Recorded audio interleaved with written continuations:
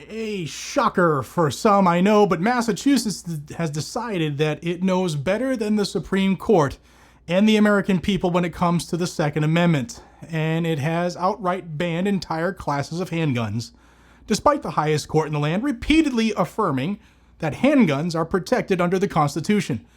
But Firearms Policy Coalition has been fighting back in this case, and they have just asked a court for a summary judgment, which means let's make this final, Your Honor.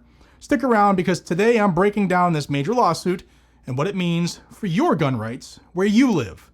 I also have an announcement at the end of this video that you might want to be aware of. It's a big one. Now before we get into it, make sure to subscribe to this channel and hit the notification bell so you don't miss any of the breaking updates on the Second Amendment. And there's always something to report on, unfortunately. It's more important than ever now that we stay informed and stand together.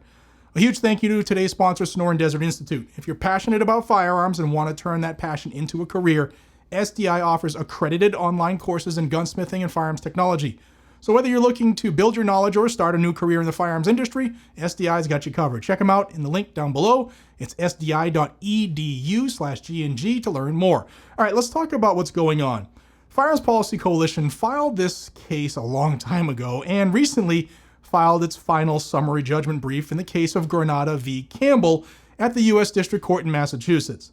This lawsuit is challenging the state's outright ban on certain handguns, some of the most commonly owned firearms in the land. We're talking about guns like, the last two generations of the Glock 19, which is one of the most popular self-defense handguns in the world.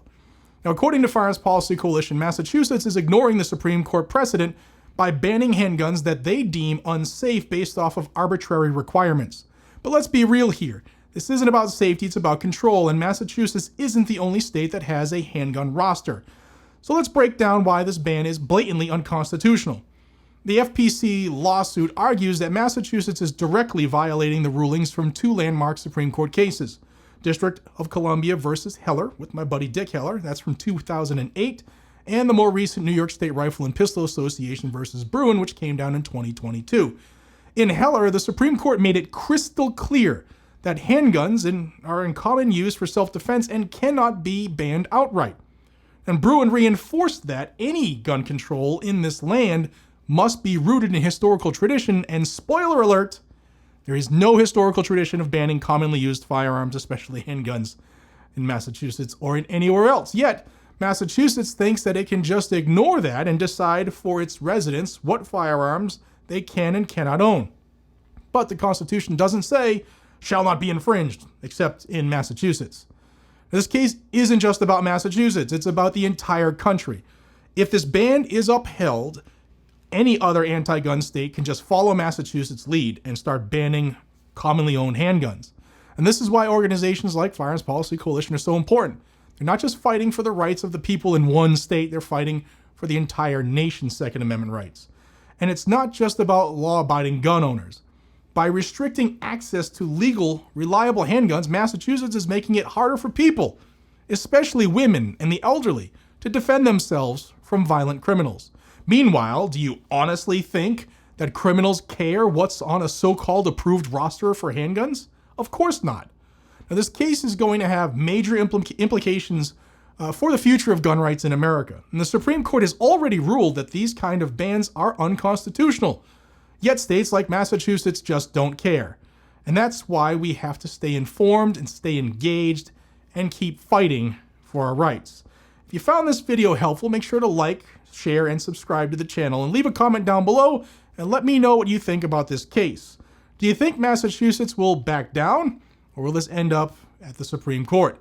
And once again, a huge thanks to Sonoran Desert Institute for sponsoring today's video. If you're looking to expand your knowledge in firearms technology, check them out. Link is down below. Now for that announcement. On April 19th, 2025, Lexington, Massachusetts will commemorate the 250th anniversary of the Battle of Lexington with a series of organized events, right where the American Revolution started 250 years ago, the Lexington Battle Green.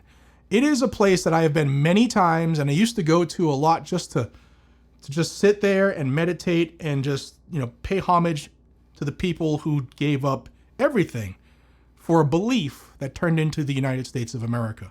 And now that I don't live there anymore, it's tough that I can't just go there. However, you can join me there. Additionally, Gun Owners Action League, which is GOAL, is hosting the Battle Continues dinner at 5 p.m. At the Boxborough Regency Hotel and Conference Center in Boxborough, Massachusetts, bringing together Second Amendment advocates to honor American liberty and support ongoing advocacy efforts. It's a fundraiser. I will be there, as will speakers Lieutenant Colonel Alan West, Dick Heller, yes, the Dick Heller from Heller versus DC, Adam Kraut, my buddy who's the executive director of Second Amendment Foundation, Cam Edwards, my buddy who's from Cam & Co., my friend Toby Leary from Cape Gun Works, Rapid Fire Radio, and Civil Rights Coalition of Massachusetts. Toby's busy. Jim Wallace, the executive director of GOAL, and Doug Hamlin, the EVP and CEO, the executive vice president and chief executive officer now of the NRA. Now, should be a great night for patriots in the place where it all began. Now, the link is down below for the flyer and tickets if you want to join us at this event, and I really hope to see you there. Man, 250 years. This is the longest running freedom-based experiment the globe has ever seen, and it's on us to keep it that way. We deserve to keep this country free. Not only do we deserve it, but our children and our grandchildren deserve to be handed a country that's freer than it was when we got it from our parents. Guys and gals, thank you for watching Guns and Gadgets, where we bring you the latest on the Second Amendment rights and the fight that never ever ends. Stay safe, stay armed, and stay free. I'll see you on the next one, and I really, really hope to see you out there at the event for GOAL, as well as the anniversary of the start of the American Revolution. Guys and gals, I appreciate y'all. See you on the next one. Take care.